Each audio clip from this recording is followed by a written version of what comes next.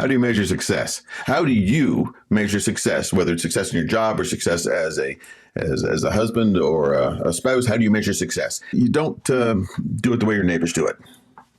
And you shouldn't. Your measurement of success has absolutely nothing to do with your neighbor's measurement of success.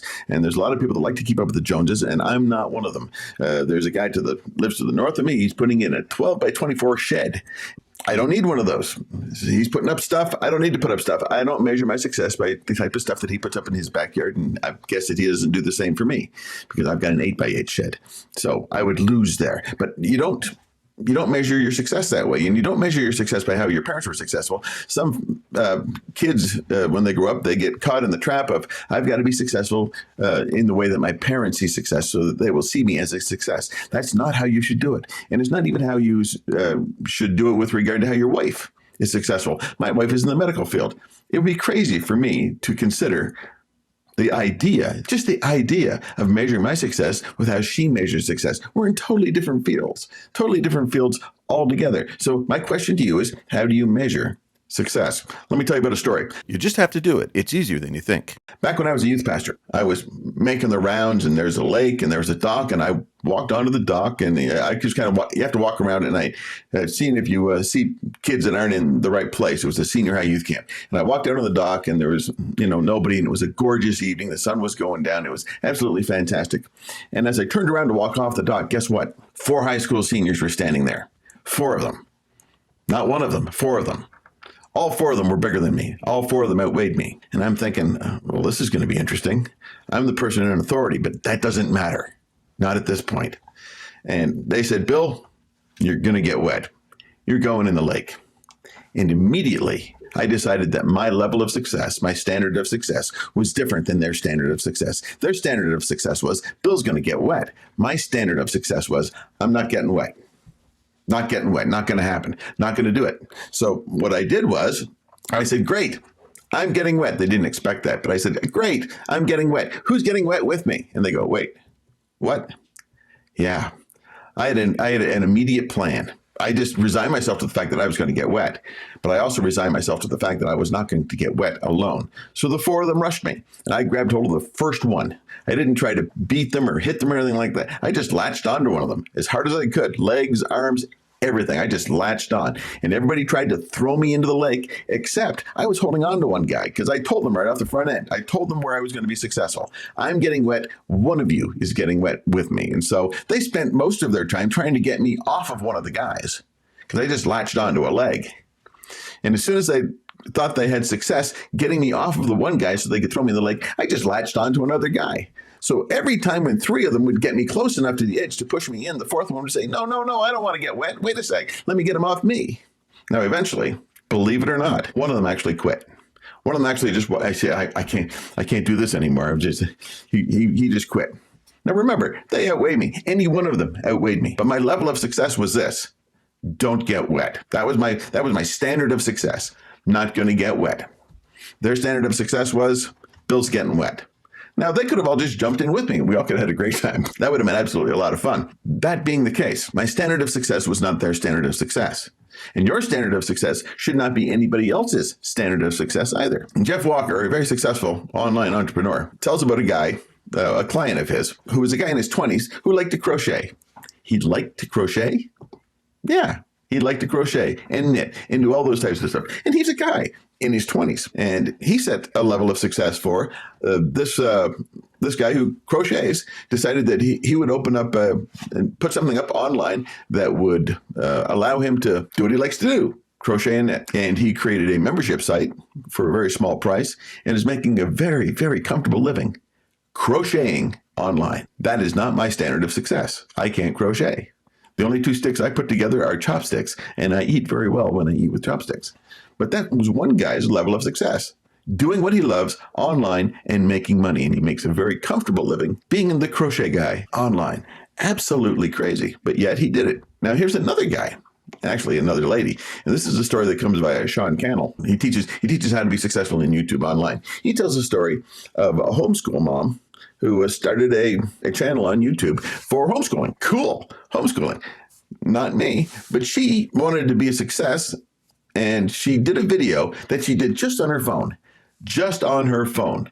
Not with a bunch of fancy software, just with the phone that she had. She made a video. She edited the video with free software, put it online, and over time it's got over 100,000 views. 100,000 views online. For YouTube, that's pretty good. That's viral. That's really cool. Her business began to take off, and her business is how to be a homeschool mom. That's her whole business. Her measurement of success is not my measurement of success. Everybody is at a different level when it comes to success, and especially how you measure success. Don't try to keep up with the other guy. It's just not worth it. Me, personally, I have a client. I'm teaching him a few things about being successful online. This is how it started. It started with him. I said, what kind of computer do you have? And he told me it was a Toshiba. And here's the thing. The Toshiba was 8 years old. When I was online with him, he would cut out, his video would be sketchy. His video would show a lot of static at the top, just absolutely crazy. And I found out that this 8-year-old Toshiba was given to him by somebody else because it was too old for that guy. He bought a new one and gave his old one. And this guy had been using this old computer for 8 years. So it's at least 8 years old. And the first step toward success that I helped this person with was walking them through the process of, hey, you need a new computer. You need to get your stuff off the old computer onto the new computer. And that would be the first step toward success for him. That may not be you, and it definitely isn't me. I've got a couple of computers. I'm doing quite well in that area. But for success for him was just taking that one step toward getting update in his hardware. He's actually working on creating a website at this time. Yeah, he started from having the world's crappiest computer that still kind of worked. And he went from that to a new computer, starting to create a presence online. His level of success is different from my level of success. Your level of success might be something, I don't know, maybe a little bit different. Your level of success, I want to be a success online. That's great. But success is relative. It is. Is your level of success getting a whole bunch of likes, a whole bunch of subscribers, or maybe even an email list? For everybody, creating an email list and getting your own email list is an ongoing thing that you should be doing. But what is online success? It is subjective. It is relative. If you're the one that wants likes, great. You get the likes. I'm happy for you. If you're subscribers, then it gets subscribers. That's great if that's what you want. Your level of success is different. Now, what you choose as success may not translate into something more successful or even monetary down the road. However, you have to decide what your own success is. I can't do it. So here's how you do it real quickly. There's just 3 things. First, don't compare yourself to anybody but you and how you were yesterday. This goes emotionally, spiritually, socially, and successfully online. Don't compare yourself to anybody but you. If I compared myself to Jeff Walker, I can't. Now, if you don't know who Jeff Walker is, he is a multimillionaire who's created an amazing space and a product online, helping other people launch their products. He's absolutely amazing. I couldn't compare myself to Sean Cannell. He's got over 2.5 million, I think over 2.5 million subscribers on YouTube. And he teaches people how to be successful on YouTube. I can't compare myself to him. It's just not fair. So don't compare yourself to anybody else but who you were yesterday. Am I doing a little better than I was yesterday? That's the first thing. The second thing is set your own standards and goals.